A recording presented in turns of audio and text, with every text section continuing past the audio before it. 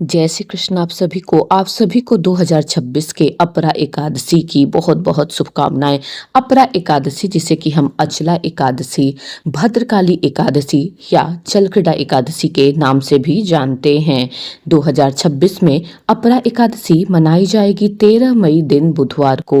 बात करें पारण के समय का, तो पारण का समय जो होगा वो 14 मई को गुरुवार को सुबह में 5:31 से लेकर के सुबह के 8:14 के बीच होगा। तो इस अवधि के अंदर आपको अपरा एकादशी का पारण कर लेना है। ऐसी मान्यता होती है कि अगर आप अपार धन प्राप्त करने के इच्छुक हैं तो इस एकादशी को विधिवत तरीके से करते हैं, पूजन पाठ करते हैं, व्रत करते हैं, तो भगवान विष्णु की कृपा से आपको अपार धन की प्राप्ति होती है। तो चलिए वीडियो में जानते हैं कि बहुत ही सरल तरीके से इस पूजा को आप कैसे कर सकते हैं। तो इस पूजा को आप अपने घर के मंदिर में भी ठीक इसी प्रकार से कर सकते हैं या विशेष स्थान दे करके भी कर सकते हैं। यहाँ पर विशेष स्थान दे करके मैं आपको स्पष्ट तरीके से दिखा रही हूँ कि पूजा कैसे कर सकते हैं। जिस भी स्थान पर पूजा करेंगे उस स्थान को पवित्र कर लीजिए और इस तरीके से पीले रंग का कपड़ा बिछा लीजिए और उस पर फूलों का आसन दे दीजिए। आप चाहें तो अनाज का आसन भी दे सकते हैं। उसके बाद वहाँ पर भगवान श्री हरि विष्णु के फोटो, छवि जो भी आपके पास है विग्रह, उन्हें विराजित कर लीजिए। साथ ही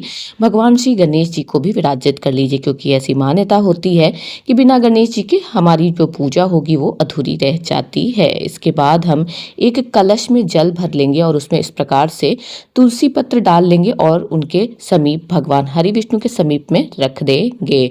इसके बाद यहाँ पर एक फिर से हम पुष्प का आसन देंगे और उसके ऊपर हम दीपक प्रज्वलित कर लेंगे। दीपक प्रज्वलित करने के पश्चात अपने हाथों को जल से अवश्य ही हमें धो लेना चाहिए। दाएं हाथ में पुष्प लेके व्रत और पूजा का संकल्प लेके पुष्प भगवान श्री हरि विष्णु के चरणों में समर्पित कर देंगे। सांकेतिक स्नान करवाएंगे देवतागण को फूल के माध्यम से जल छीट करके।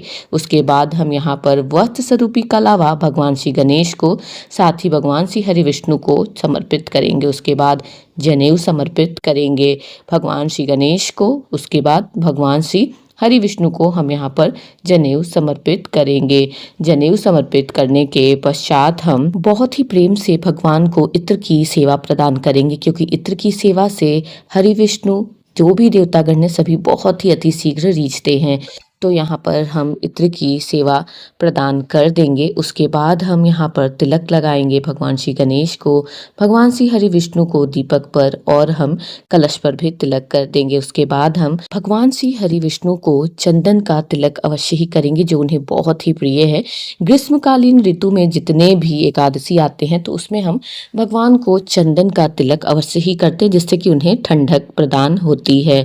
तो यहाँ पर हमने भगवान श्री हरि विष्णु को चंदन का तिलक कर दिया है। साथ ही हम उन्हें उनका सबसे प्रिय यानी कि हल्दी का तिलक करेंगे। जी हाँ, जब भी एकादशी या बृहस्पतिवार का दिन है, अगर आप रोज नहीं भी कर पा रहे हैं तो इन 2 दिनों पर भगवान श्री हरि विष्णु को हल्दी का तिलक अवश्य ही करें। इनसे वे बहुत ही प्रसन्न होते हैं। इसके बाद हम यहाँ पर भगवान श्री गणेश को दुर्वा और पुष्प समर्पित करेंगे। बिना दुर्वा के भगवान श्री गणेश जो हैं वे प्रसन्न नहीं होते हैं, तो उन्हें दुर्वा अवश्य ही चढ़ाया करिए। उसके बाद हम भगवान श्री हरि विष्णु को तुलसी पत्र साथ ही पुष्प समर्पित करेंगे। पीले पुष्प अगर आपको मिल जाते हैं तो उन्हें अवश्य से समर्पित करिए। पीले पुष्प से भगवान श्री हरि विष्णु बहुत ही प्रसन्न होते हैं। तो यहाँ पर हमने तुलसी पत्र साथ ही पुष्प जो है वो भगवान श्री हरि विष्णु को समर्पित कर दिया है। इसके बाद हम भगवान श्री गणेश को अलग से भोग लगाएंगे, क्योंकि हरि विष्णु के भोग में हम तुलसी पत्र का प्रयोग करते हैं और गणेश जी के भोग में तुलसी पत्र का प्रयोग नहीं करते हैं। तो यहाँ पर हमने भगवान श्री गणेश को भोग समर्पित कर दिया है। उसके बाद हम भगवान श्री हरि विष्णु के भोग में तुलसी पत्र अवश्य ही डालेंगे। जो भी ऋतु फल हो या जो भी फल की आपकी प्राप्ति हो जा रही है इस ऋतु में, वो भगवान को समर्पित कर दीजिए। तो यहाँ पर हमने केला का भोग भगवान को समर्पित किया है, जिसमें कि हमने तुलसी पत्र डाल दिया है। साथ ही हम भगवान के लिए जल भी रखेंगे और उसमें भी हम एक तुलसी पत्र डाल देंगे। तो यहाँ पर हमने हरि विष्णु के लिए भी भोग लगा दिया है। इसके बाद हम यहाँ पर दक्षिणा समर्पित करेंगे, जिसका उद्देश्य पूजा की कमियों को समाप्त करना होता है। इसके बाद बहुत ही प्रेम से हम धूप दिखाएंगे, जिससे कि वातावरण भी सुगंधित हो जाता है और भगवान भी बहुत ही अति शीघ्र प्रसन्न होते हैं। इसके बाद हम धूप दिखाने के पश्चात एकादशी की व्रत कथा को पढ़ेंगे। तो यहाँ पर हम जेठ मास के कृष्ण पक्ष की अपरा एकादशी की व्रत कथा को दाएं हाथ में पुष्प लेकर के पढ़ेंगे। जब कथा समाप्त हो जाएगी तो पुष्प जो होगा वो हम भगवान श्री हरि विष्णु के चरणों में समर्पित कर देंगे। तो यहाँ पर कथा समाप्त हो गई है। हमने पुष्प भगवान के चरणों में समर्पित कर दिया है।